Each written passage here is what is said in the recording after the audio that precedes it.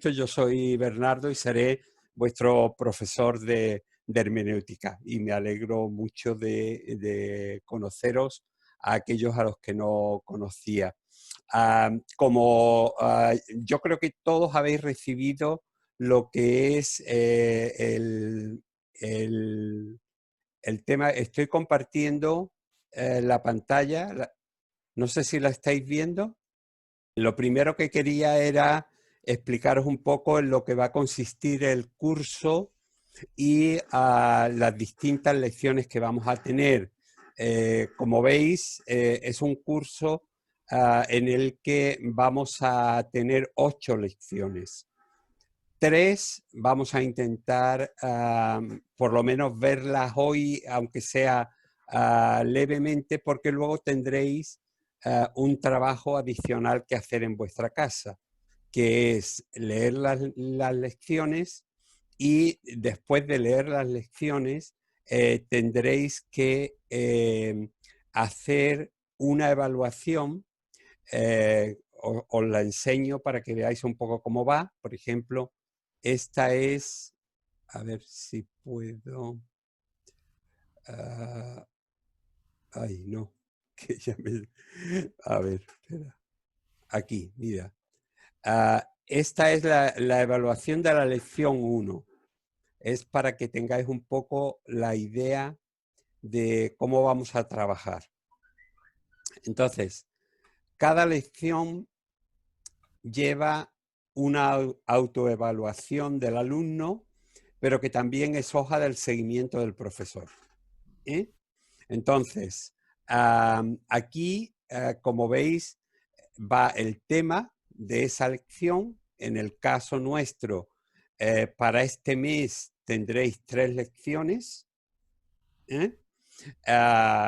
Y tendréis una serie de preguntas que corresponden al texto de lo que hemos estado viendo dentro de la lección. Las tendréis que contestar y me las devolvéis por correo electrónico. De forma que podamos ir evaluando lo que vais aprendiendo y ya luego tendremos una prueba final que será una redacción escrita de la asignatura. Me estoy explicando. Si alguno necesitáis alguna aclaración, ya sabéis que podéis levantar la manita. En la parte de abajo de la pantalla sale un listado y pone reacciones.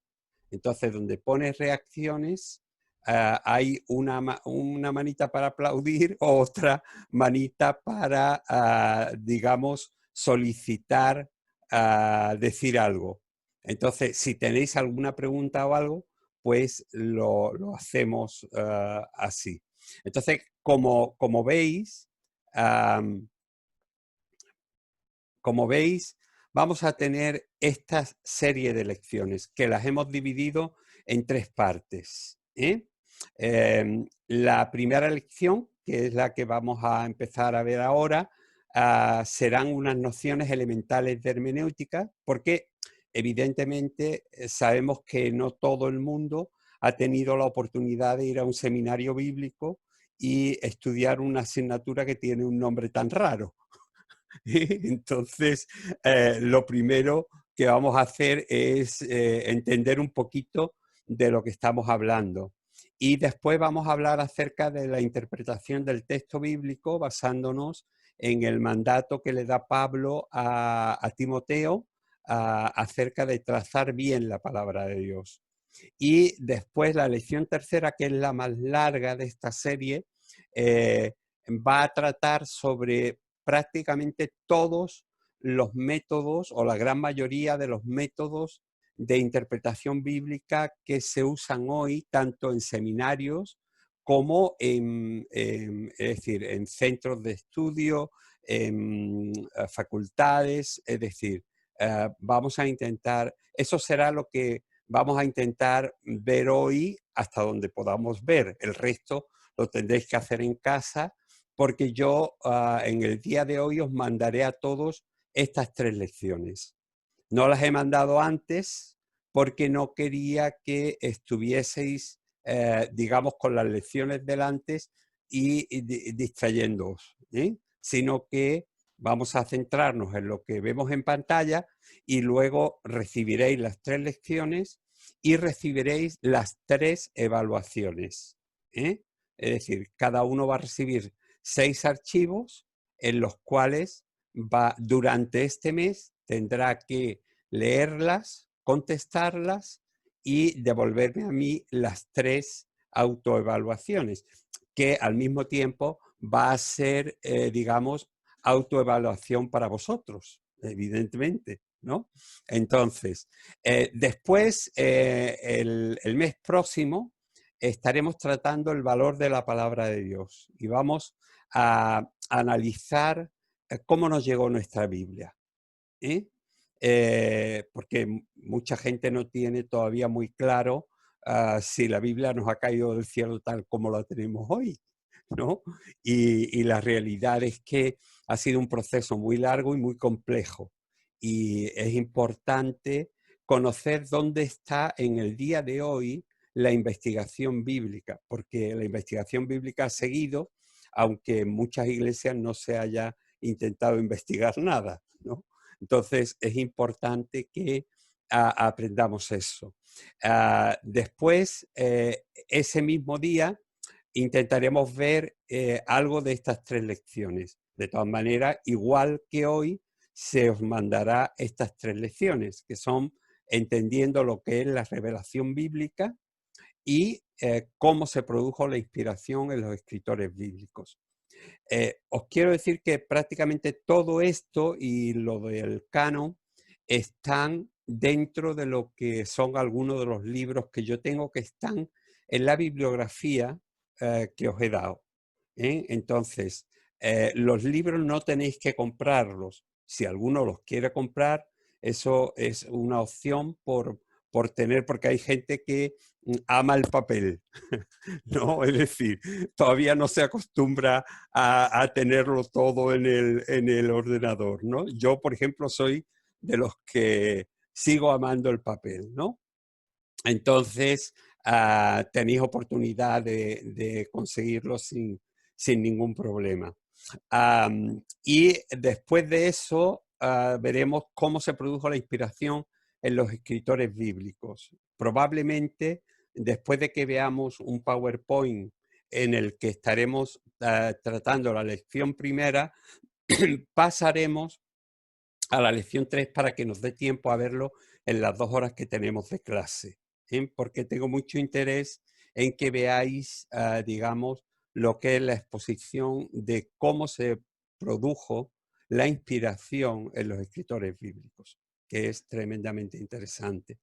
Y finalmente, en la tercera y en la cuarta semana, trataremos sobre lo que es el canon, y lo hemos dividido lógicamente en 2 sesiones.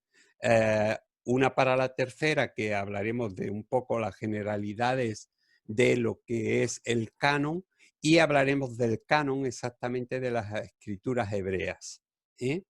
Y en la última clase, que será dentro de 3 meses más, bueno, de 4, veremos el canon de las escrituras griegas. Con lo cual vamos a tener una visión general del valor de la palabra de Dios, de cómo nos llegó, es decir, vamos a tener lógicamente un entendimiento no igual que el que se da, por ejemplo, en los seminarios bíblicos, que la hermenéutica es una asignatura específica y que a lo mejor dura pues 2 años o 3 años o 4 años y vas adquiriendo mucho conocimiento a lo largo de ese tiempo, pero sí por lo menos unas nociones generales que nos van a poder servir para entender la importancia de interpretar la escritura.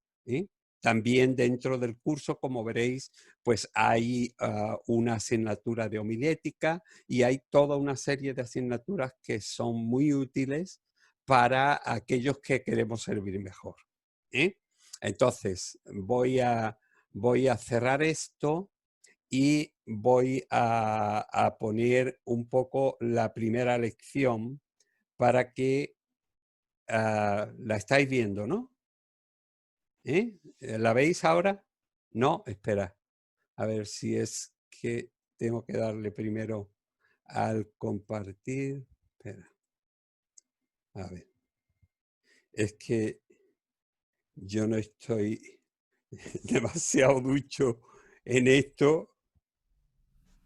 A ver. Bernardo, ¿qué Sí, quieres? ¿Meterte es que, en- espérate, vamos a ver. Pues le das dejar de compartir Dejar de compartir. Eso. Vale, y ahora aquí. pues, Y puedes, ahora le doy otra vez a compartir. eso y Porque ya. y ya sale lo otro, vale. Entonces, lección uno es aquí,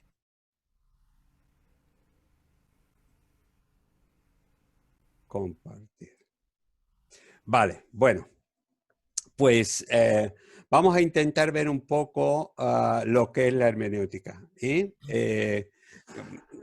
Como veis, hemos partido prácticamente de cero. Hemos partido de lo que es el entendimiento. Perdonadme si miro así o miro hacia allá, porque el tema está en que os tengo a todos a la derecha y entonces tengo la tendencia de, en lugar de mirar hacia el frente de la cámara, miraros a vosotros como si os estuviese viendo, ¿no? Pero yo sé que para que la imagen salga bien, tengo que mirar al frente, ¿no? Entonces, como decía antes, hemos tomado en cuenta que el perfil de los hermanos y las hermanas que van a estudiar, pues puede ser desde gente académicamente preparada, es decir, gente que ha estado en universidades, con gente que nunca ha tenido esa oportunidad. Y entonces partimos desde lo básico para que todo el mundo podamos, lógicamente, aprender a un mismo nivel. Entonces, como veis, lo que vamos a intentar hoy es hablar un poco acerca de lo que es la hermenéutica. Y lo primero que tenemos que entender es a qué nos referimos cuando hablamos de hermenéutica, porque el término muchas veces no lo tenemos claro y ese palabra o esa palabrota casi nos descoloca un poco. ¿eh? El término hermenéutica tiene su raíz en el verbo griego hermeneu, que quiere decir literalmente interpretar, traducir o explicar. Pero el origen del verbo hay que relacionarlo con el dios griego Hermes, que en la mitología griega era el portavoz de los dioses y de quien se decía que era el inventor de los dos medios principales de comunicación, que son la escritura y el lenguaje. ¿eh? Así que cuando definimos la hermenéutica, la vamos a definir como la ciencia de la interpretación del significado de las palabras mediante las cuales se ha expresado un pensamiento. Y la llamamos ciencia porque está constituida por una serie de normas que convenientemente aplicadas pueden darnos el sentido, si no exacto, lo más aproximado posible, de lo expresado tiempo atrás, pero de lo que tenemos registro a través de la escritura. Ahora, es importante que entendamos que la hermenéutica es una ciencia de interpretación que se aplica a cantidad de disciplinas. No es, digamos, una ciencia bíblica, aunque ahora hablaremos de la hermenéutica bíblica. La hermenéutica se aplica, por ejemplo, a la literatura, a la traducción, a la arqueología, en fin, a la historia, a cantidad de todo lo que sea escrito se puede hacer de ello un estudio hermenéutico, porque lógicamente se va a coger un texto y se va a analizar lo que tenemos dentro del texto. ¿eh? Entonces, lo primero que tenemos que entender es que hay una hermenéutica general y también hay, lo que ahora veremos, una hermenéutica bíblica. ¿Eh? La hermenéutica bíblica, si hemos dicho que la hermenéutica es la ciencia de la interpretación de los textos, cuando hablamos de hermenéutica bíblica, tenemos que entender que es la ciencia que trata de la interpretación de la Biblia. Entonces, eso es importante que lo entendemos, a fin de que podamos entender un poco mejor aquello que se consignó en la antigüedad y que para nosotros es complejo porque estamos tratando con un material que ha sido escrito en idiomas diferentes al nuestro y que además ha sufrido el proceso de una traducción. Bueno, de una copia en primer lugar y después de una traducción. Entonces nos encontramos con un material que muchas veces no sabemos exactamente ni cómo nos llegó. Entonces, esto es importante que lo tengamos en cuenta. Ahora bien, sabiendo que la hermenéutica bíblica tiene que ver con la interpretación de la Biblia en su concepto más amplio, podemos caer en el error de considerar a la hermenéutica como una ciencia, perdonadme, pero tengo aquí, ahora.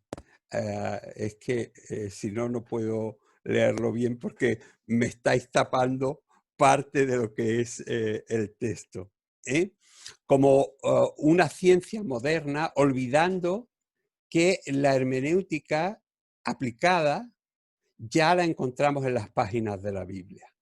Por ejemplo, en el libro de Nehemías encontramos el siguiente pasaje y fijaos lo interesante que es esto, que dice: el escriba Esdras estaba sobre una plataforma de madera que había hecho para ello. Junto a él, a su derecha, estaban Matatías, Sema, Anías, Urías, Hilquías y Maasías, y a su izquierda estaban Pedaías, Misael, Malquías, Hasum, Hasbadana, Zacarías y Mesulam. Esdras abrió el libro a la vista de todo el pueblo porque él estaba más alto que todo el pueblo, estaba subido en un púlpito. Y cuando lo abrió, todo el pueblo se puso de pie. Entonces, los levitas, Yeshua, Bani, Cerebías, Jamín, Acub, Sabetai, Odías, Masías, Kelita, Azarías, Josabet, Anán y Pelaías, explicaban la ley al pueblo mientras el pueblo permanecía de pie en su lugar. Y fijaos lo interesante que es esta parte que está remarcada. Dice, ellos leían en el libro de la ley de Dios, explicando y aclarando el sentido, de modo que entendiesen la lectura. ¿Os dais cuenta? Esto es hermenéutica. Esto es hermenéutica aplicada. Es aprender a explicar, a interpretar el sentido de lo que tenemos en el texto bíblico, en este caso. Pero fijaos que este no es el único caso que tenemos. A mí me gusta mucho la expresión que se emplea aquí de explicando y aclarando el sentido. La hermenéutica nos sirve no solamente para explicar a otros, porque lógicamente yo no me explico a mí mismo, sino que explico a otros, para explicar a otros lo que se está diciendo en el texto, pero además, digamos, nos aclara el sentido de manera que la lectura se nos hace más real. Es decir, nos metemos en la lectura, llegamos a comprender mejor lo que se escribió, por qué se escribió, ahora veremos una serie de cosas. Tenemos varios ejemplos más. Tenemos aquí el caso del libro de los Hechos, cuando Felipe habla con aquel eunuco que era funcionario de la reina de Etiopía y se comenta que el hombre le dice en un momento determinado a Felipe cuando éste le pregunta, bueno, ¿te estás enterando de lo que estás leyendo? ¿Os dais cuenta la relación lectura-interpretación? Lectura-entendimiento. Es decir, es muy importante que no nos quedemos solamente en la lectura, sino que podamos aprender a entender bien qué es lo que estamos leyendo. Y para eso requerimos de una interpretación. Eso es la hermenéutica. Y en este caso es la hermenéutica aplicada. Entonces, Felipe le dice, pero ¿entienden lo que lees? ¿Eh? Y él le dijo, ¿y cómo puedo yo a menos que alguien me enseñe? O al menos que alguien me guíe o me lo explique, ¿no? Y entonces Felipe se sienta, le explica y va llegando o va pasando por todo lo que es la historia del Antiguo Testamento hasta ir demostrándole que ese del que se hablaba en todo el libro de Isaías era el Mesías, Jesús. ¿Eh? Entonces, es muy importante que aprendamos eso. Podríamos seguir hablando acerca de Pablo, acerca de cuando Jesús, eh, todo esto, como lo voy a mandar, pues lo tendréis, pero quiero que podamos intentar aprovechar el tiempo para que, si nos da tiempo, podamos ver por lo menos 2 lecciones y parte de la tercera. ¿Eh? Entonces, am, cuando ahora terminemos esto, si hay alguna pregunta acerca de esto, pues abrir los micrófonos y la hacéis. ¿De acuerdo? Entonces, recapitulando lo anterior, definiremos la hermenéutica como la ciencia de la interpretación y aplicada a la Biblia como la ciencia de la interpretación de las Sagradas Escrituras. ¿Vale? Esa sería la definición más concreta de lo que estamos hablando, de la hermenéutica. ¿Eh? Yo pongo aquí un ejemplo que creo que nos puede ayudar a entender de lo que estamos hablando. Cuando uno está familiarizado con los materiales que leemos o lo que oímos, el proceso de comprensión es algo natural, es algo que se realiza prácticamente sin esfuerzo, como parte de la comunicación. ¿Eh? Pero cuando uno no conoce bien las cosas, las personas, las situaciones de las que se escribe, pues lógicamente el proceso se complica. Es lo normal, ¿no? Por ejemplo, yo pongo aquí el ejemplo, digo, supongamos que al llegar a los 15 años yo empiezo a llevar un diario en el que página a página voy contando los hechos más significativos del vivir diario de un joven de 15 años, ¿no? Yo hablo en mi diario de mis amigos, de mis experiencias, y supongamos que cuando cumplo los 30 años, hago una fiesta de cumpleaños, reúno a mis amigos y les leo algunas páginas del diario, ¿no? Seguramente algunos se sienten identificados, se ven registrados en las páginas y disfrutan de las experiencias que vivimos en otro tiempo, ¿no? Pero avancemos en el tiempo y a mi muerte, mis herederos cogen mi diario y empiezan a leerlo con curiosidad. Para ellos, para mis herederos, algunos nombres y personajes les son familiares. Otros nombres y determinadas situaciones les son totalmente desconocidas y se ven incapaces de interpretarlas, porque esas son mis situaciones y forman parte de mi historia, pero ellos no lo han vivido. Pero si apuramos un poco más y le damos mi diario a un desconocido, para él ni aún los detalles más esenciales como nombre, edad, amigos, estarán claros. ¿Eh? Uno de mis descendientes toma mi diario en sus manos y con paciencia empieza a explicarle al extraño quién era yo, cómo eran mis amigos, las razones para los hechos mencionados, y ha comenzado la interpretación de mi diario a través de un trabajo de hermenéutica aplicada. ¿Me he explicado bien? es decir, para poder entender lo que es una interpretación. Entonces, voy a cerrar esto. Perdón, no, aquí, dejar de compartir. Eso. Ahora os veo más grande y más cerca. Eh, Pero quiero que entremos en la segunda lección. No sé, por alguna parte debería haber un relojito que me indicase cómo vamos de tiempo, pero no lo encuentro.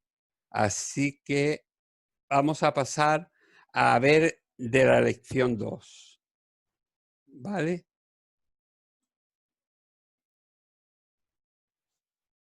Vale. Esta es la lección 1. Aquí. Vale, esto no. Cancelar. La lección 2 trata, esperaros que voy, ¿para qué? Porque ya os vuelvo a ver chiquito. Estas nuevas técnicas que nos complican un poco la vida también nos ayudan mucho para poder transmitir desde lejos cosas que de otra manera pues sería difícil. ¿eh? Vamos a hablar un poco acerca de lo que es la interpretación del texto bíblico. Y aquí es importante que entendamos que siempre dentro de lo que es el mundo cristiano hay distintas posturas.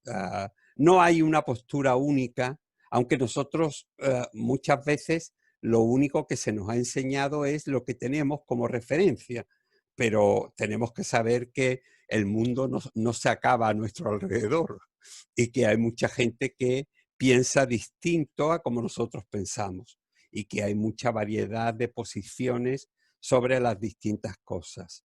Bien, alguna gente piensa, algunos creyentes piensan que la Biblia no precisaría de ninguna interpretación, ya que, como dice Juan capítulo 16, el Espíritu Santo nos guiará a toda la verdad. Y entonces lo lógico sería que tú, bueno, pues leyese la Biblia y que el Espíritu Santo te guiase y te interpretase todo lo que hay ahí, ¿no? Pero la verdad es que las cosas no suceden tan espiritualmente. ¿eh? Es decir, no suceden así siempre. Ah, la Biblia es necesaria es necesario que tenga una interpretación. No basta muchas veces con solo leerla y dejar que el Espíritu de Dios nos revele a cada uno lo que el texto leído significa. Porque si no tenemos idea de la cultura, del escritor, de las razones del texto, del por qué, podemos cometer una gran cantidad de errores. Y es importante que aprendamos que necesitamos entenderlo. Otra postura que hay dentro de lo que es el mundo cristiano, que es opuesta a la anterior, dice que entender la Biblia es imposible porque es un libro tan complejo que solamente la pueden entender profundamente aquellos teólogos que tengan una sólida formación. Pero esto no es cierto. Es decir, cualquier persona, yo estoy convencido que con la ayuda del Señor puede recibir revelación y puede recibir entendimiento de los textos bíblicos. Pero es muy importante que aprendamos que, es decir, que podemos y que debemos profundizar en la interpretación de esos textos de forma que podamos entender mucho mejor el cómo se escribió, el cuándo se escribió y toda una serie de cosas. Hay un texto que es un consejo de Pablo a Timoteo. Bueno, algunos dicen consejo, otros dicen mandato. En la segunda epístola, capítulo 2, versículo 2:15. Como os he dicho, esto lo voy a mandar en el día de hoy. Es decir, que si queréis tomar notas está bien, evidentemente está muy bien, pero todo esto lo vais a tener sin las marcas que yo he hecho, para que vosotros pongáis vuestras propias marcas. Pero el consejo de Pablo a Timoteo en segunda de Timoteo 2:15 es muy importante para que nos demos cuenta la variedad de interpretaciones que podemos tener sobre un mismo texto, aunque varían muy levemente, pero digamos, yo he cogido 4 versiones distintas de la Biblia, con el fin de que podamos leer el mismo texto en 4 versiones distintas. Y veréis las pequeñas diferencias que se mencionan. En la Reina Valera del 1960, que utiliza la gran mayoría de la gente, se dice: procura con diligencia presentarte a Dios aprobado como obrero que no tiene de qué avergonzarse, que usa bien la palabra de verdad. En la Biblia de las Américas, el texto dice lo mismo: procura con diligencia presentarte a Dios aprobado como obrero que no tiene de qué avergonzarse, que maneja con precisión la palabra de verdad. Fijaos que ya tenemos aquí como una pequeña diferencia. En la Nueva Versión Internacional dice: procura con diligencia presentarte a Dios aprobado como obrero que no tiene de qué avergonzarse, que interpreta rectamente la palabra de verdad. Y en la Reina Valera actualizada se dice: procura con diligencia presentarte a Dios aprobado como obrero que no tiene de qué avergonzarse, que traza bien la palabra de verdad. Es decir, el texto prácticamente dice lo mismo. Las variantes son pequeñas, pero si nos damos cuenta, o es lo que yo quisiera remarcar hoy, de estas 4 versiones, la versión más acertada es la Reina Valera actualizada, que dice que traza bien. Y os lo voy a explicar, porque el verbo griego que Pablo emplea aquí, que es orthotomouta, entre sus muchos significados, tiene un significado que incluye la importancia de la precisión al tiempo que mantenerse en lo recto sin desviarse ni a derecha ni a izquierda. Cuando dice traza, este verbo en la cultura griega estaba dentro del argot de los sastres o las modistas. Esto es muy interesante, con el significado de trazar, porque se empleaba para describir el acto por el que una modista o un sastre marcaba, en la antigüedad se marcaba con un trozo de yeso o de cal blanca, y en la actualidad las modistas y los sastres lo hacen con lo que se llama el jaboncillo, que es como algo que pinta en blanco sobre la tela que se va a cortar, ¿no? Y lo que se hace es que se marca exactamente por donde indica el patrón. Es decir, si os dais cuenta, en esta palabra se unen 2 cosas. Hay que seguir el patrón poniendo mucho cuidado en seguir el trazo para no desviarse ni a derecha ni a izquierda. Por eso esta es la mejor traducción de todas las que tenemos, aunque el sentido es el mismo, como veis en todas, que interpreta correctamente, que la usa bien, pero el sentido más cercano al texto griego es el de trazar bien, porque evidentemente es, digamos, un término que provenía de lo que era el argot de los sastres y las modistas. Y entonces es muy interesante que descubramos que la traducción más correcta es trazar bien sobre la tela para cortar por el sitio exacto y no salirse de las líneas trazadas. Es decir, esto es tremendamente importante a la hora de interpretar. Tenemos que trazar bien para no salirnos de el sitio exacto ni de las líneas trazadas. Hay un patrón y el patrón hay que seguirlo a la hora de cortar. ¿Eh? La palabra de Dios que tenemos hoy fue escrita a lo largo de más de un milenio. Es decir, estamos hablando de 1000 años. ¿Eh? Y para poder ser comprendida en nuestro tiempo tiene que ser interpretada. Y para ello deben tenerse en cuenta varios elementos de la interpretación que pueden darnos una comprensión más aproximada de la misma. Como ya hemos mencionado, en el cuatrimestre que vamos a tener de estudio, no tenemos tiempo para hacer, digamos, un curso completo de hermenéutica al nivel de lo que se hace en un seminario bíblico o un centro de investigaciones bíblicas, pero vamos a intentar aprender lo más posible. ¿Eh?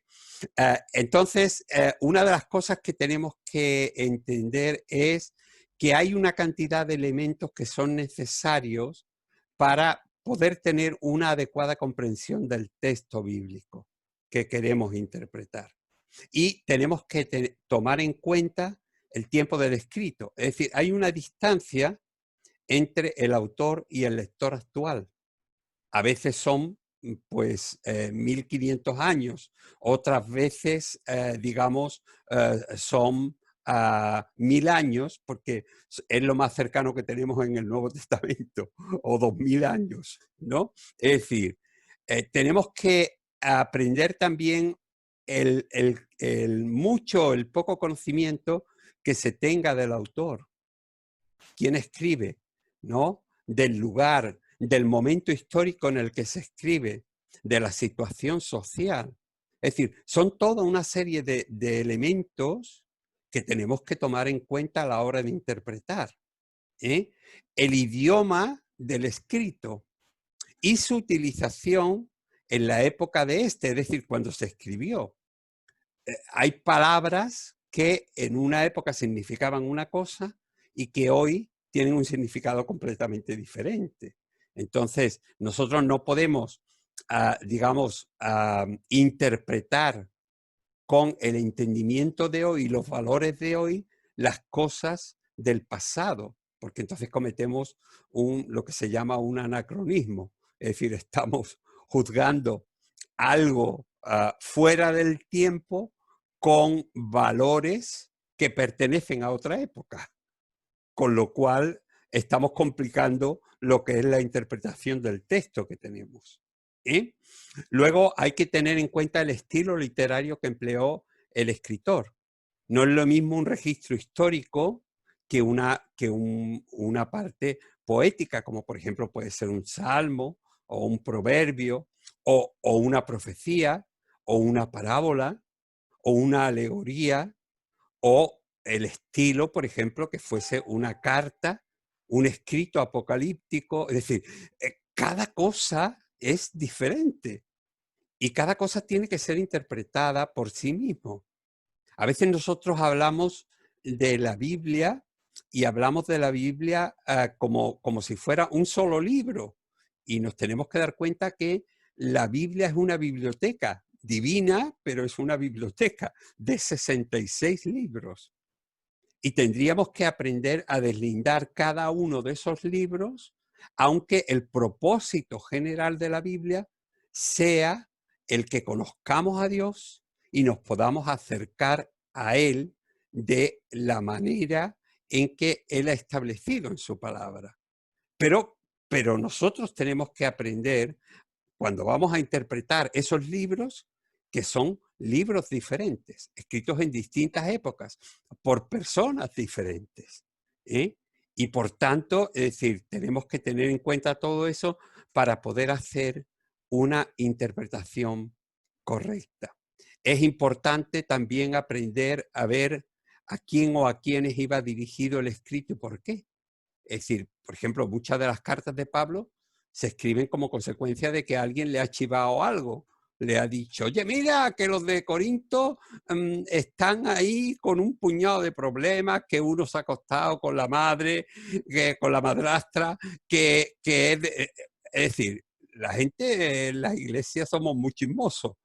Y a veces, pues, ¿qué es lo que pasa? Que te enteras por algunos, porque Pablo lo dice al principio, dice, me he enterado por los de Cloé, los de Cloé no vean la lengüilla que tenían, pero ya se la habían contado a Pablo, ¿no? Y le habían dicho, mira que está pasando esto. Y Pablo tiene que poner en orden un puñado de cosas que había dentro de Corinto. Entonces, es decir, ¿a quién o a quiénes se dirige el escrito y por qué? Por otra parte, tendríamos que aprender también a distinguir que lo que fue aplicable, por ejemplo, a Corinto, a lo mejor no le fue aplicable a Éfeso. Es decir, a Éfeso se le dirigen otras cosas. Entonces, nosotros tenemos que aprender a distinguir a la hora de interpretar bien, es decir, las razones del porqué de cada escrito y todo lo demás. Y luego otros factores, por ejemplo, el estado de ánimo al escribir. Es decir, Pablo a veces escribe desde el sentimiento de estar preso, de estar hecho polvo, de haberlo pasado muy mal. Otras veces escribe desde la alegría, otras veces, es decir, el estado de ánimo, la situación personal, todo eso también hay que tenerlo en cuenta. ¿Eh?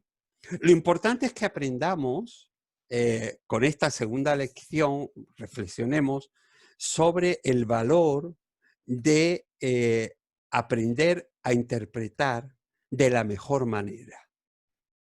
Trazar bien. Acordaos siempre de ese ejemplo de el sastre o la modista pintando el patrón. Y luego, ese es el trazar bien. ¿Entendemos? Es decir, es el hecho de poder decir, si yo trazo bien el patrón, no me voy a desviar. Y si corto por donde he trazado, es decir, voy a seguir la línea. Entonces, es muy importante que aprendamos estos valores a la hora de interpretar la escritura.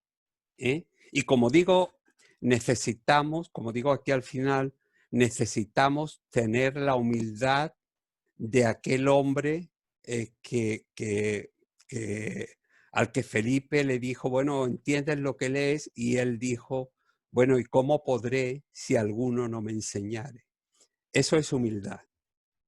Tenemos que aprender a entender que no lo sabemos todo y que, es decir, es muy importante que aprendamos de otros y que podamos aprender a interpretar sabiamente y correctamente la palabra de Dios para poder servir mejor a aquellos con los que tenemos que hablar.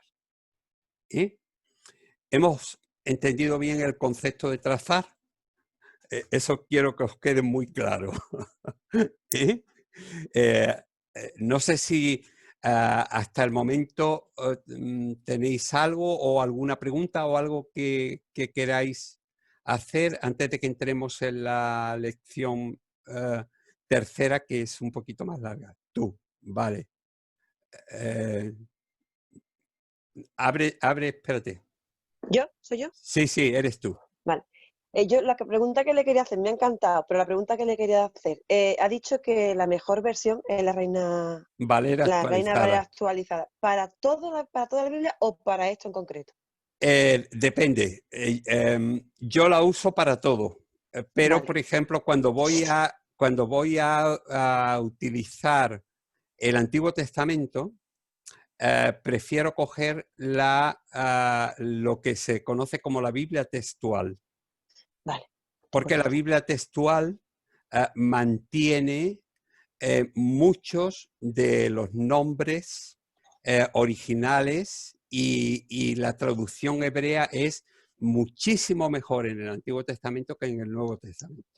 En Perfecto. cambio, en el resto vamos, lo que yo os puedo decir es que la Reina Valera actualizada, en relación a la Reina Valera del 1960, que es con la que todos estamos familiarizados, pues tiene una cantidad de diferencias bastante notables. Hay como unas 800 o casi 900 variantes. Y ya han sido corregidas correctamente con respecto al texto original en la Reina Valera actualizada. Entonces yo las recomiendo mucho, aunque estamos todos acostumbrados a lo que es la Reina Valera normal, la Reina Valera del 60. Juan Carlos. Dos preguntillas. La Sí, primera tiene que ver con lo que Vanessa ha dicho. Entonces, ¿qué opinión te merece la parte del Nuevo Testamento en la versión textual? La Reina Valera, la Biblia textual, esta sí, que... sí, esa. Está bien, pero es mejor la versión hebrea, o sea, es mejor la traducción hebrea que la traducción griega. Parece que los traductores que hicieron esa versión, digamos, eran más expertos en hebreo que en griego. Y se nota. Y hay comentarios muy amplios ya en la investigación bíblica hecha sobre esta versión. Vale. ¿Entendemos? Entonces, es Y la, importante entender eso. y la segunda cosa, que a lo mejor no sé si lo has llegado a ver, que ya han sacado la revisión Reina Valera 2020. Sí, sí. ¿No la has podido? Todavía no he tenido la oportunidad de verla, pero vamos, la miraré porque yo soy un fanático de lo que es el texto bíblico y de tener el más exacto. Yo puedo decir que cuando yo recibí, que me la regalaron, la Reina Valera actualizada, ¿eh?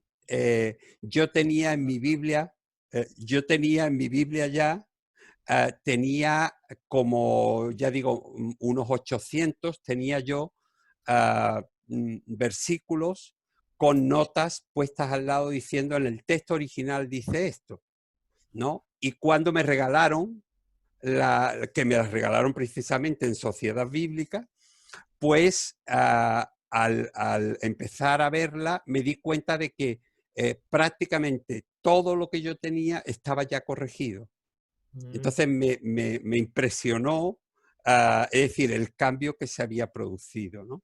Y me di cuenta de que, por ejemplo, era muy buena en todo el texto del Nuevo Testamento, pero fallaba en muchas cosas, en algunas cosas, en el texto hebreo, en el Antiguo Testamento. Y luego descubrí que la Biblia textual era la mejor en cuanto al texto del Antiguo Testamento. mm. Y ya en el mes próximo veremos algunas cosas muy interesantes que en la Biblia textual se ven a simple vista. Es decir, como es, por ejemplo, el uso de los nombres de Dios.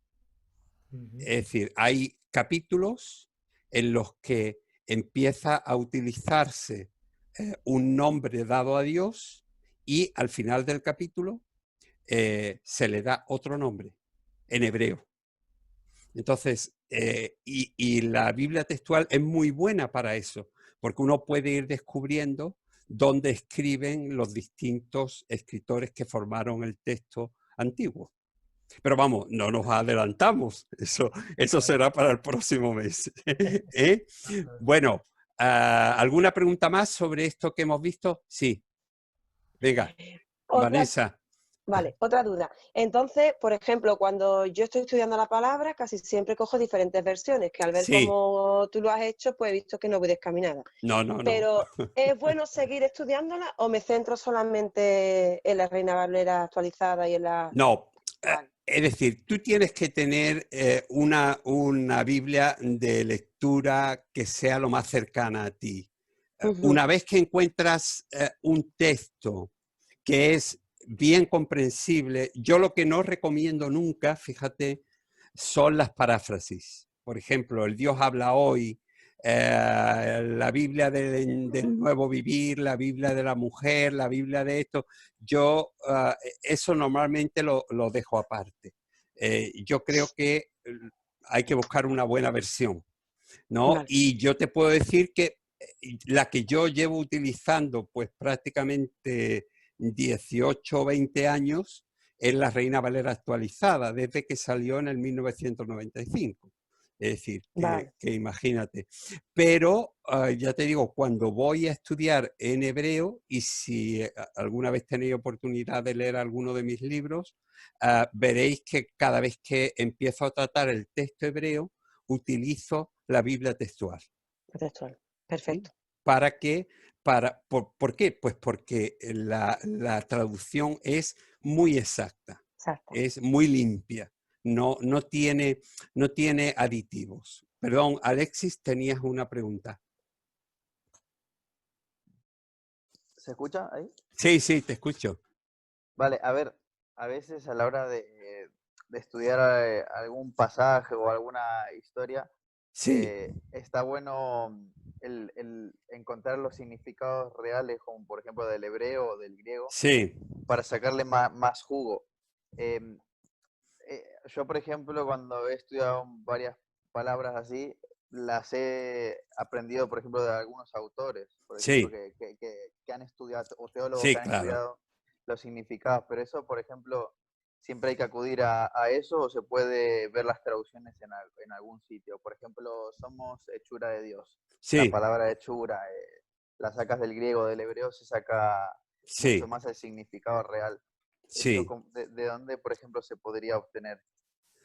Bueno, hay normalmente, digamos, esto entra dentro de lo que es el campo de los materiales que nos pueden ayudar a interpretar bien, que son materiales de ayuda. Por ejemplo, hay programas en los cuales tú puedes coger, por ejemplo, lo que se conoce como la concordancia Strong. Eh, la concordancia Strong, eso está en Internet y te la puedes bajar, ¿no? Vale, Lo que sucede es que la concordancia Strong está en inglés. Si no se sabe inglés, pues cuesta un poquito más.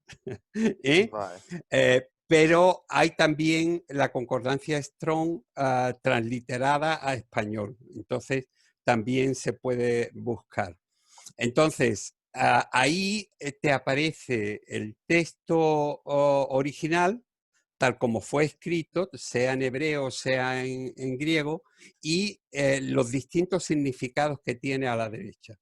Pero si te aparecen vale. con un número, entonces, si tú buscas ese número, es decir, te van a aparecer 6 o 7 significados.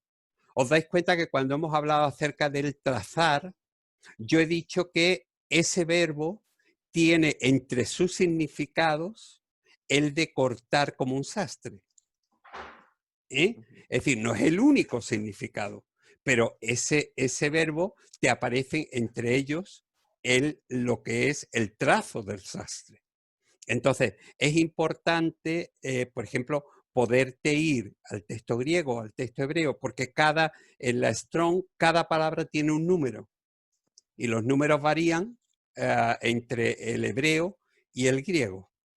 Y entonces tú buscas esa referencia y con esa referencia tienes una información adicional para poder entender mejor. De todas maneras, es decir, tenemos que entender que, por ejemplo, en Europa tenemos una gran cantidad de especialistas y la investigación bíblica está muy desarrollada, mucho más desarrollada que nuestras iglesias, muchísimo más. ¿Eh? Entonces, ¿qué es lo que sucede? Que cuando hay un buen especialista sobre un material, pues lógicamente es mejor acercarse a personas que han estado dedicando su vida a estudiar, por ejemplo, un material bíblico o una traducción o un solo libro de la Biblia, a lo mejor durante toda su vida, ¿no? Que ponerte tú a intentar, digamos, sacarle punta a algo que para ti es completamente nuevo, desconocido y que no conoces el idioma, porque los otros son verdaderos especialistas, hablan el idioma, entienden, traducen bien. Entonces, yo digo, siempre que tengamos buenos especialistas, hay que buscar buenos materiales para poder investigar seriamente. Y eso nos ayuda luego en la interpretación final del texto. ¿Eh? A ver, Tamara tenía antes una... Bueno, decirle que me encanta, me está encantando, como lo explica, perfecto, me está encantando. Y eran dos preguntas, la primera ya me la ha aclarado porque le quería preguntar personalmente qué versión utilizaba usted y ya Sí. lo ha aclarado. Y la segunda era preguntarle si la traducción lenguaje actual también es una paráfrasis. Sí. Vale, vale, perfecto. Por Entonces favor, no la huid uso. siempre que podáis de las paráfrasis. Vale. Yo entiendo que para una persona nueva, a lo mejor la paráfrasis, digamos, lo puede acercar, pero tenemos que intentar que la gente no se agarre a las paráfrasis porque no son el texto bíblico. Vale. Es decir, son interpretaciones libres del texto bíblico para adaptarlo al lenguaje actual. Entonces, claro, a veces hay gente que se columpia y es muy importante que aprendamos a decir, trazar bien, acordaos siempre. Yo creo que la imagen del sastre y la modista repintando el patrón no se os va a olvidar. Ya ves. Que es una de las cosas que me gustaría que se os quedase fija en el día de hoy. La importancia de trazar bien la palabra. ¿Eh? Bueno, ¿queréis que veamos cuánto tiempo nos queda, Juan Carlos?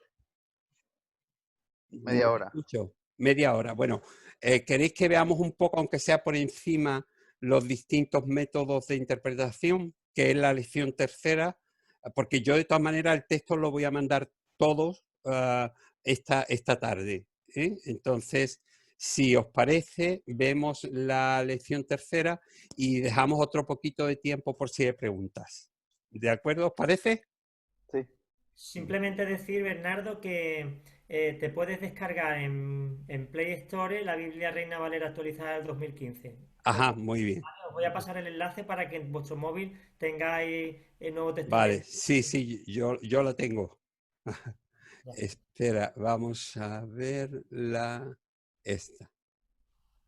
Aquí, compartir. Vale, espera, aquí. Bueno, vamos a ver, os aviso, por ejemplo, en todos mis libros y en todos los escritos en los que hago, normalmente me gusta siempre indicar de dónde tomo las citas. Entonces, os vais a encontrar dentro de lo que es el texto, para los que no estáis familiarizados, os vais a encontrar con una serie de numeritos dentro de lo que es el texto. A ver si localizo aquí, por ejemplo, uno. ¿Veis que aquí, donde dice que el principio del amor, hay un 5? ¿Lo veis? Bueno, pues estos son lo que se llaman notas al pie. Y estas notas, por ejemplo, en este caso, pues están tomados del libro, un libro excelente, un poco denso, os digo, y con un lenguaje muy técnico para el que no está acostumbrado a leer teología. Pero es un libro magnífico. El libro de José María Martínez de Hermenéutica Bíblica es una joya, os lo digo. Y además, yo lo descargué en PDF de internet. O sea, que se puede descargar y no hay que gastarse dinero. Que es que hoy en día muchas veces es terrible lo que nos podemos gastar en materiales. Yo intento evitarlo. Entonces, si luego ya os parece interesante algo y decís, oye, pues mira, yo quiero tener este libro, pues genial, pero que sea algo voluntario y no algo obligatorio. Bien, vamos a ver. Uno de los aspectos que nosotros tenemos que entender es que lo que nosotros estamos interpretando es la Biblia. No es cualquier cosa, no es otro libro. Hemos dicho antes que existía lo que es la hermenéutica general, que se aplica a cualquier escrito, histórico, arqueología, cualquier tipo de algo que esté escrito, y lo que es la hermenéutica bíblica, que se aplica básicamente a lo que es nuestra Biblia, la palabra de Dios. Pero para nosotros, digamos, lo primero que tenemos que tener claro es que la Biblia tiene un valor especial como el vehículo a través del cual Dios muestra su voluntad y su dirección al ser humano. Es decir, la Biblia no es solamente un libro de lectura, aunque se puede utilizar así. Es decir, yo he leído algunos premios Nobel que decían que tenían como libro de cabecera la Biblia, ¿no? Y que la leían continuamente, pero no les implicaba nada, no les revolvía nada, no les decía muchas veces nada, ¿no? Entonces, para nosotros sí tiene un valor. Si al analizar cualquier otro registro escrito de una forma hermenéutica, nuestra meta se acaba cuando hemos conseguido decir, bueno, pues esto era lo que decía el autor y lo decía por esto y tal y cual. Cuando llegamos al texto bíblico, digamos, estamos hablando de otra cosa, porque ahí Dios tiene algo que decirnos a través de su palabra. Entonces, el texto bíblico contiene, digamos, algo de Dios para nosotros. No es solamente un interpretar por interpretar. No es solamente algo mecánico que hacemos para conocer, sino que queremos descubrir en el texto que vamos a interpretar qué es lo que Dios quiso transmitirnos a través de los escritores que él inspiró. ¿Lo entendemos o no? Vale, bien. Bueno, aquí hay una cuestión que se habla mucho en hermenéutica, que es lo que se conoce como el círculo hermenéutico. El círculo hermenéutico es que se dice que es que la escritura interpreta la escritura. Claro, esto parece, digamos, una verdad de perogrullo, ¿no? Es decir, esto es como una tontería, ¿no? Pero lo que viene a decir es que la totalidad de la escritura interpreta cada parte de la escritura. Y como consecuencia de ello, ninguna parte de la escritura puede ser interpretada en tal manera que contradiga la enseñanza de toda la escritura. Por eso se habla de un círculo. Es una pescadilla que se muerde la cola. Entonces, es básicamente el entendimiento de lo que se conoce como el círculo hermenéutico. Queda fuera de toda duda que cuando nosotros vamos a interpretar la escritura, la interpretación final estará influenciada por los conceptos que el intérprete tenga.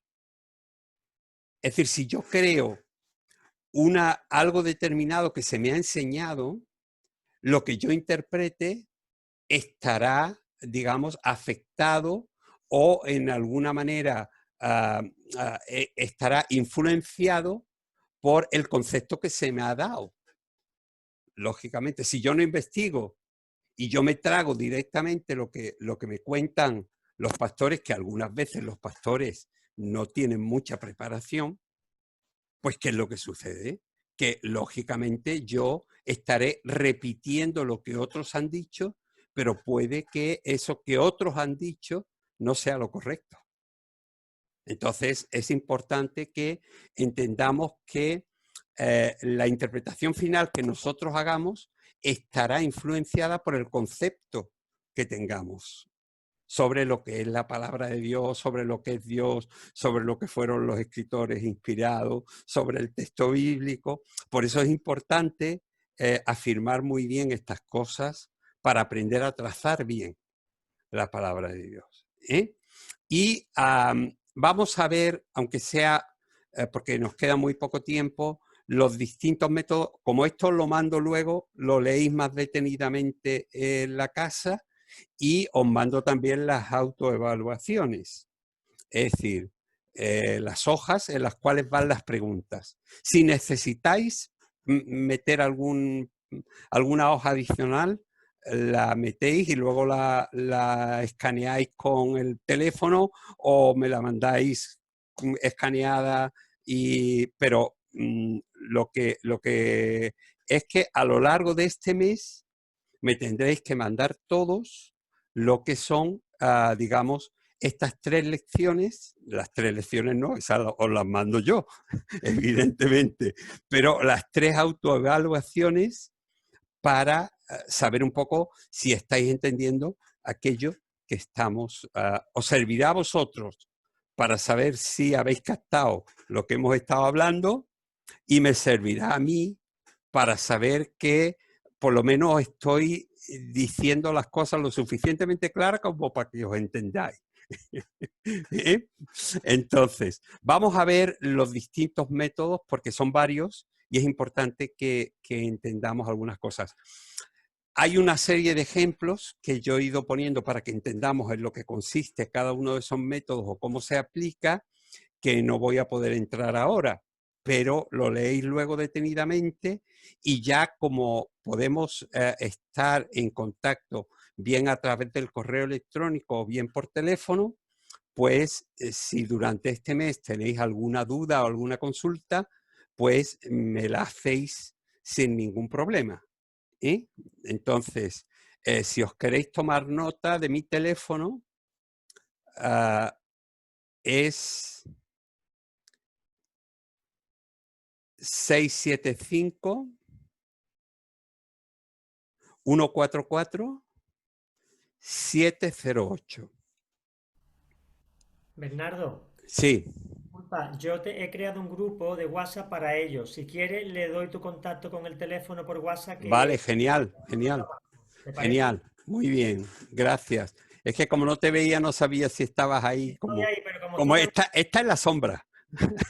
no quieres entretener, están en los altos ahí, yo estoy escuchando, pero también estoy haciendo cosas de Kerisma. Muy bien, bueno, pues vamos a empezar a ver los distintos métodos de interpretación, ¿eh? El primero es el método de interpretación literalista. Este es el método que también se le llama letrista y que dice que un texto ha de entenderse siempre en su sentido literal, a menos que ello sea realmente inadmisible, como sucede en el caso de las metáforas o las alegorías. ¿Eh? Es decir, este es el método literal. Bueno, los máximos representantes de este método son los judíos. Recordáis que Jesús les dijo que se estaban apegando a la letra de la ley y se estaban olvidando del contenido de esta.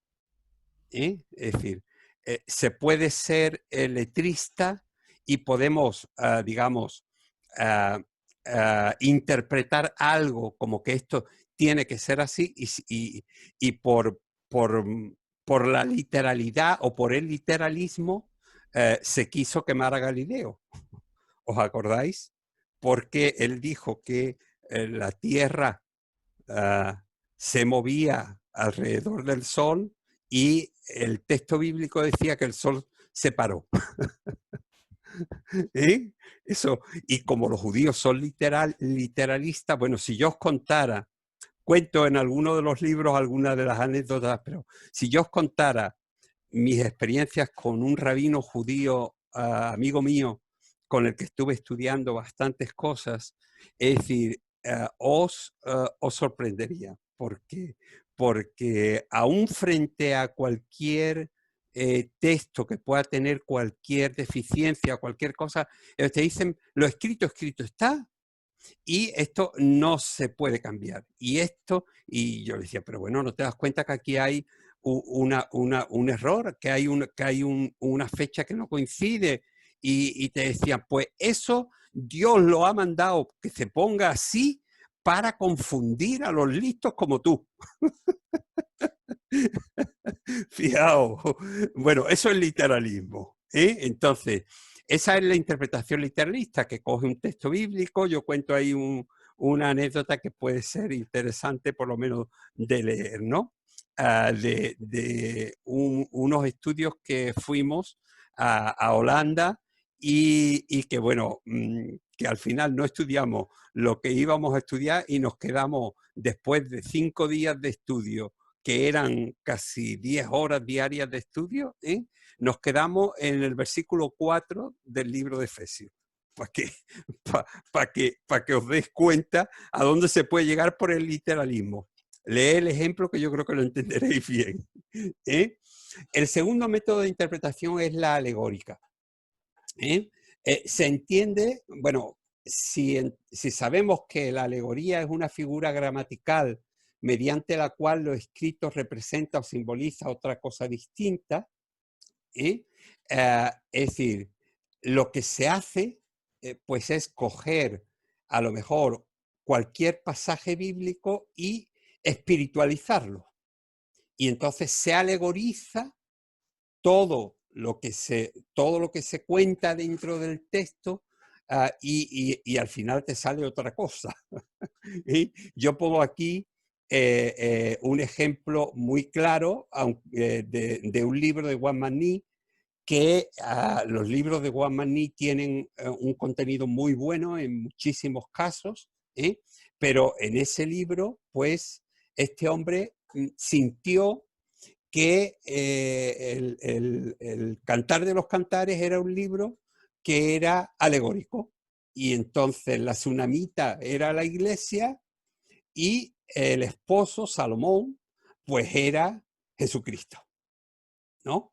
Entonces cuando llega, por ejemplo, al texto en el que dice, morena soy, oh hija de Jerusalén, pues Ni hace una interpretación bastante arbitraria según mi punto de vista y dice que la iglesia está morena por haber ido a predicar bajo los rayos del sol por todo el mundo. ¿Os dais cuenta a dónde podemos llegar con la alegoría? Cuidadito con la alegoría. Que hay gente que vive de la alegoría. Bien, el método de interpretación dogmática. Estoy yendo muy rápido porque no tenemos mucho tiempo. Por interpretación dogmática se entiende aquella que acomoda cualquier interpretación del texto a una idea ya prefijada. Es decir, tú tienes una declaración de fe o tú tienes, digamos, un dogma, en el caso de la Iglesia Católica, que es la máxima exponente de esto, y entonces todos los textos que tú vayas a interpretar se tienen que ajustar a aquello que se cree, que es la norma, que es el dogma, que es la doctrina. Entonces, aunque todas las iglesias, en mayor o en menor medida, tenemos algo de dogmáticos, eso es algo que tenemos que aprender, pero la gran representante de este sistema de interpretación es la Iglesia Católica, que todo lo adapta a lo que se ha definido, porque hay que partir de lo que la Iglesia ha establecido. Si no, pues eso está fuera de la voluntad de Dios, ¿no? Después de eso, tenemos lo que es el método de interpretación liberal, que es un método que se creó en el siglo XVIII, que se llamó el siglo de la Ilustración, y este método declara que tenías serias dudas sobre la escritura. Entonces yo digo, bueno, si tienes serias dudas sobre la escritura y la vas a interpretar, pues algo va mal, ¿no? Porque decir, vas a interpretar aquello en lo que no crees. Entonces, el método de interpretación liberal, que estuvo muy de moda y que alguna gente todavía sigue creyendo, pues dice que Dios solamente existe en la mente de aquellos que creen en Él y que por tanto forma parte de la mente del hombre, que es lo que es auténticamente real. Es decir, fijaos a dónde se llega, ¿no? Entonces, es importante que, por lo menos es importante que tengamos referencia de cuándo se gestan estas formas de interpretación y, lógicamente, analizar un poco la conveniencia o no conveniencia de prestarle mucha atención a unas formas de interpretación con respecto a otras, ¿no? El método de interpretación histórico-crítico tiene una virtud, y que es que analiza el texto con mucho rigor. Entra en una profunda investigación sobre el autor, la fecha de escritura, el fondo histórico y el género literario, la arqueología aplicada al texto y cualquier información que pueda aplicar, que se pueda aplicar al estudio de las escrituras. Pero fijaos, también este texto tenía algunas cosas, por ejemplo, algunas dudas acerca de Jesús, los discípulos, el texto bíblico, indicando que, digamos, Jesús realmente no era lo que era, no era un personaje histórico, sino que fue un personaje creado por los discípulos. Es decir, Jesús existió, pero, digamos, los discípulos lo fueron engrandeciendo. Entonces, es un modelo que intenta desmitificar tanto a Jesús como a los discípulos. Esto fue, digamos, parte también de esa época en la que se intentaba luchar contra la Biblia. El método de interpretación teológico existencial, que estuvo muy de moda al principio del siglo XX, tuvo como principales representantes de él a Barth y Bullmann, que son dos de los principales teólogos alemanes. Bueno, creo que son realmente suizos, no, estos fueron alemanes, que dedicaron su vida a lo que era, digamos, intentar que la gente conociera a Dios a través de lo que el texto bíblico les decía para su vida. Es decir, que hicieron algo bueno, pero claro, tampoco eran una gente, digamos, en la que la totalidad de lo que decían se pudiese confiar, fuese confiable. Entonces hay que tener un poquito de cuidado, leer un poco lo que aquí se comenta, los comentarios que hace de ellos y del método José María Martínez, que lo hace muy bien.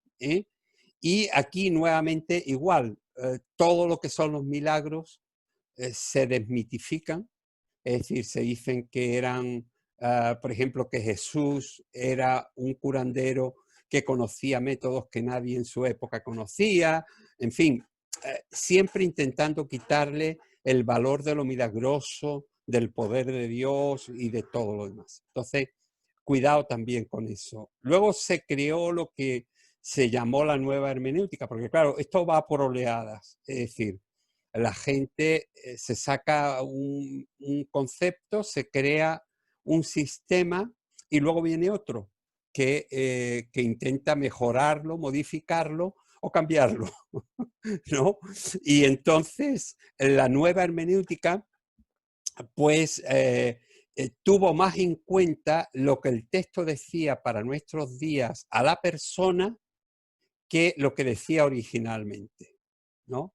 Y claro, yo creo que ese tipo de interpretación pues a veces es peligrosa porque el texto primeramente fue dado para una serie de gente de su época y tiene su principal valor en aquella época, aunque ahora para nosotros tenga una enseñanza que nos es totalmente válida. Entonces es muy importante que aprendamos eso. Ahí habían dos teólogos suizos muy, muy importantes, que ya los veréis. Y luego está el método de interpretación gramático histórico, que a mí es uno de los que más me gusta, aunque unido a otra serie de métodos. No es el único, yo digo aquí, que analiza el texto teniendo en cuenta su composición y aplicando a este las reglas gramaticales necesarias. Pero además estudia también el momento de la escritura, el autor, los oyentes o lectores y en definitiva todo aquello que ayuda a una comprensión de lo escrito, pero situándolo en su correcta perspectiva histórica. ¿Qué tiempo nos queda, Juan Carlos?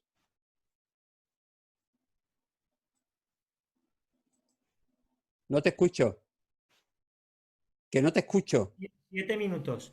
7 minutos, vale, pues entonces vamos a, creo que podemos ver rápidamente, como esto lo vais a tener después, el método de las 7 preguntas.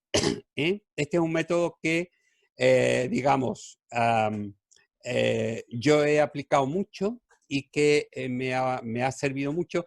Es un método que en realidad viene de las escuelas de periodismo y se llama de las 7 preguntas porque es un método que nació en los Estados Unidos y que estaba compuesto por 7 preguntas que todas empezaban por W. Entonces allí se le conoce como el método de las 7 W. Claro, nosotros si ponemos aquí las 7 W, pues no, no nos enteramos de nada, ¿no? Entonces, yo lo he llamado el método de las 7 preguntas para analizar, por ejemplo, en el caso de las escuelas de periodismo, es decir, una noticia, pero en el caso de la Biblia, un texto al que tenemos que someter a una serie de preguntas para que nos transmita una mayor información. Pero como lo tenéis luego, lo podéis ver con más detalle.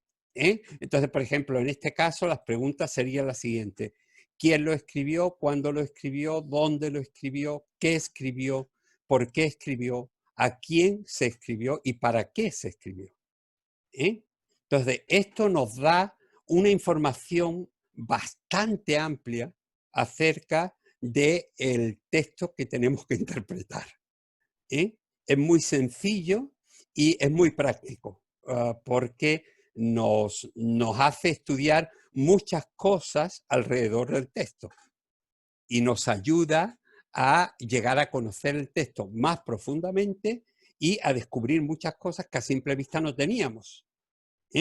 Entonces, con el resultado de eso, pues lo que nosotros tenemos es que las preguntas a las que nosotros someteríamos el texto sería quién lo dijo, cuándo lo dijo, dónde lo dijo, qué fue lo que dijo, por qué lo dijo, a quién lo dijo y para qué lo dijo. Esto no lo tenéis que copiar ahora, ya lo vais a tener esta tarde.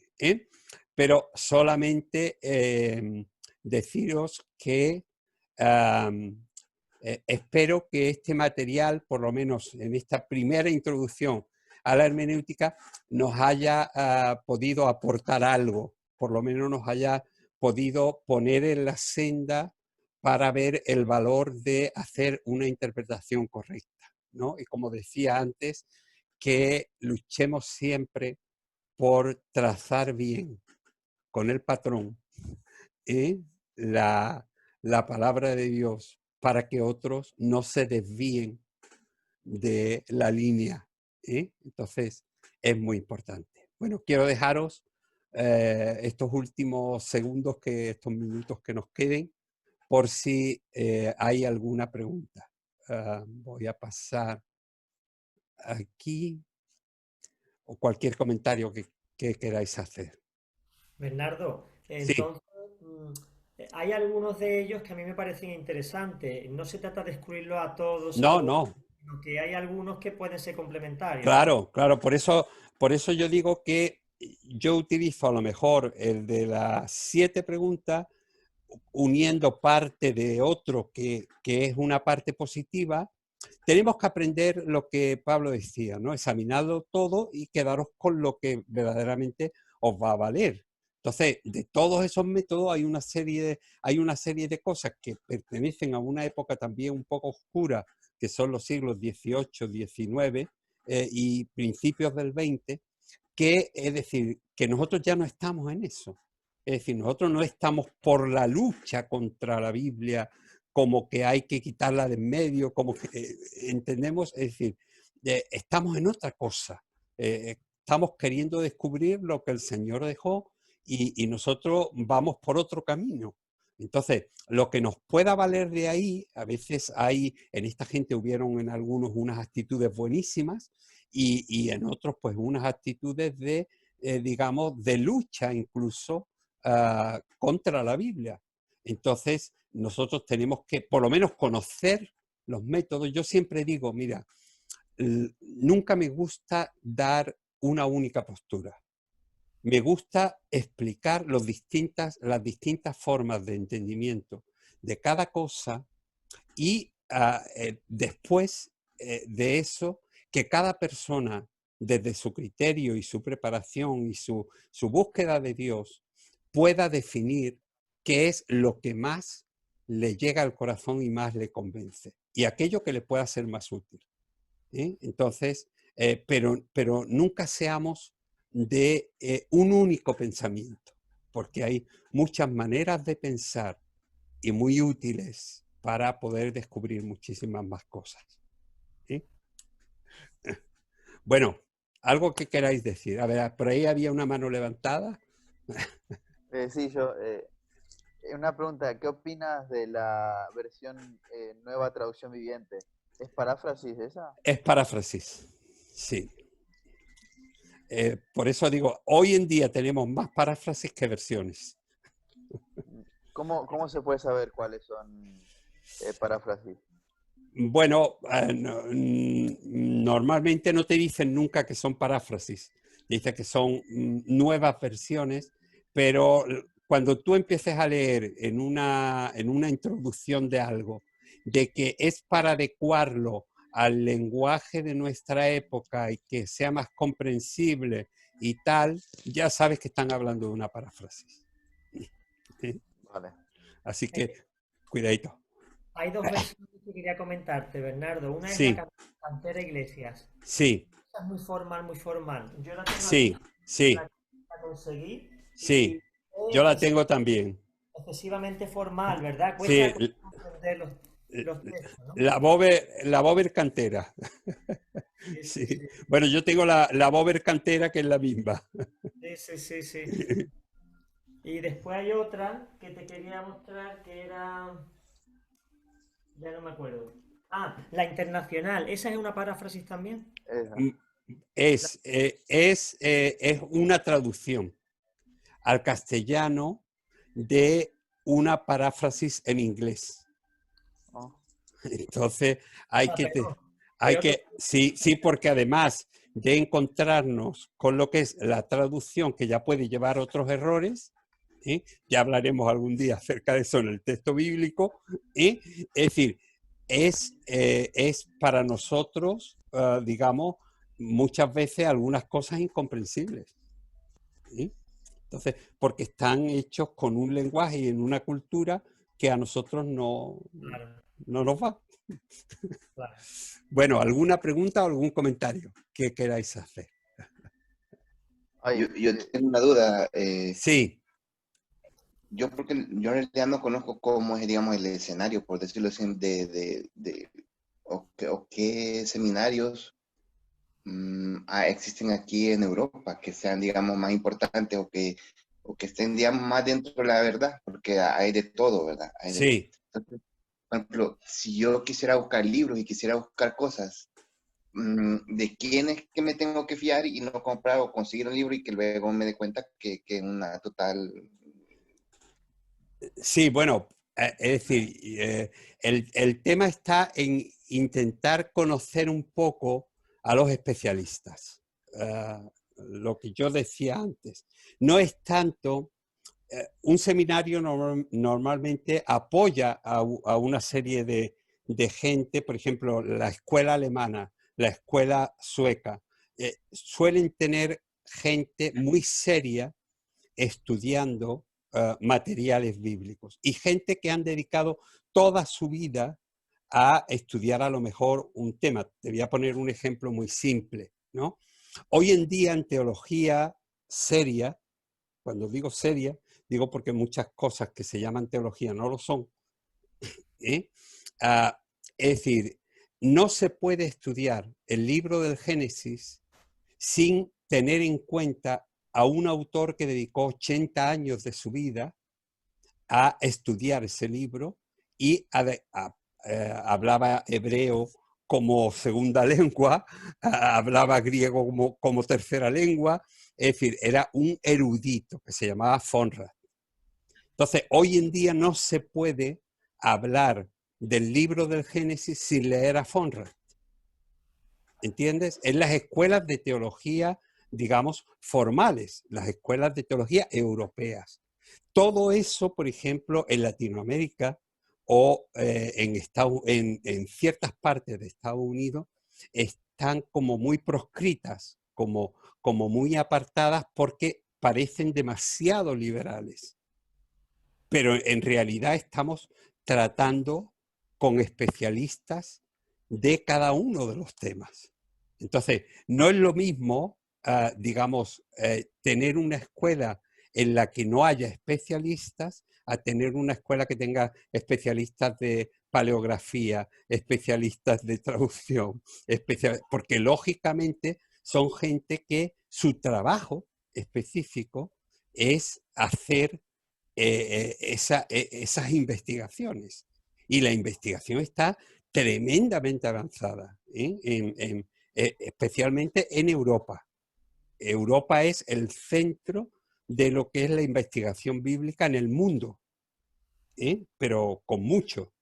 Entonces es importante aprender a buscar siempre expertos. Los expertos, la gente, los investigadores, gente que dedica toda su vida a tratar a lo mejor solamente un texto. Por ejemplo, hay gente como Nica que se dedicó a escribir el Evangelio de Lucas y a trabajar sobre el Evangelio de Lucas toda su vida. Entonces, son gente en las cuales tú puedes tener mayor confianza de alguien que es maestro de todo y oficial de nada, ¿no? Como decimos por aquí. Bueno, ¿alguna pregunta? Sí, Aprendiz de mucho, maestro de nada, ¿no? eso, vale. Sí, yo lo he dicho al revés, pero bueno, es lo mismo.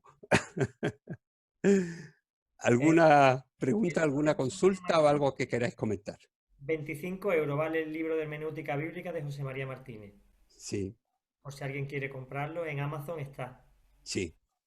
Este es el que tú decías que era muy denso, ¿no? Sí, es muy denso en la terminología, porque está hablando para un nivel muy elevado. Entonces, al hablar a un nivel teológico muy alto, pues claro, hay distintos niveles de acercamiento a las cosas, ¿no? Muchas veces te quedas en lo que es la terminología porque no sabes muy bien de lo que está hablando, ¿no? Entonces, él sí sabe muy bien lo que está queriendo decir y aquellos que hemos tenido la suerte de estudiar un poquito, nos enteramos muy bien de lo que él quiere decir. Pero el que no ha tenido la suerte de estar en seminarios bíblicos, estar a esos niveles de estudio teológico, pues se queda un poco así como descolocado. Pero tiene cosas buenísimas, ¿eh? O sea, yo los recomiendo, ya digo. Y además, creo que yo lo bajé en una página de CLIE. Es decir, que CLIE, que lo publicó, parece que ya le ha quitado lo que es la prohibición y se puede bajar directamente sin problema. O sea que si lo queréis tener, ahí está. ¿Sí? Muy bien.